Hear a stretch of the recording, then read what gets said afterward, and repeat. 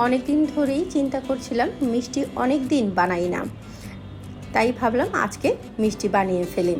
মিষ্টি এমন একটা জিনিস না, প্র্যাকটিস না থাকলে না মিষ্টি হতেই চায় না পরবর্তীতে। আর আমি যে মিষ্টি বানাচ্ছি এটা খুব সহজ পদ্ধতিতে।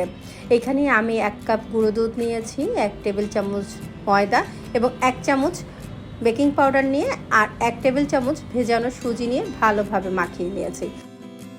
আর পরে 1 টেবিল চামচ ঘি আর তারপরে একটা ডিম ফেটানো, সেখান থেকে আমি অর্ধেকটা দিয়ে মাখিয়ে ঢেকে রেখেছি।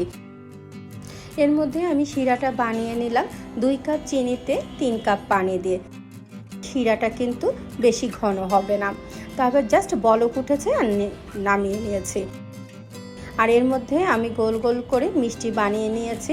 এইখানে হালকা গরম তেলের মধ্যে মিষ্টিগুলো দিয়ে ছেড়ে দিয়েছি।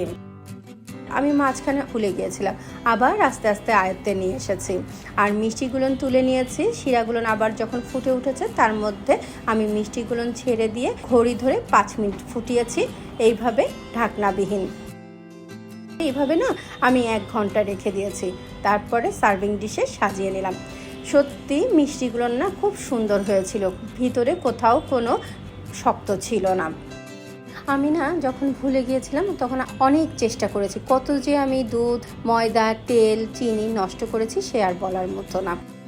মেহমান আসলেও কিন্তু ঝটপট বানিয়ে দেওয়া যায় এই মিষ্টি। আর আমার বড় ছেলে না অনেক পছন্দ করে। এই ছিল আমার আজকের দিনের গল্প। সবাই ভালো থেকো, সুস্থ থেকো।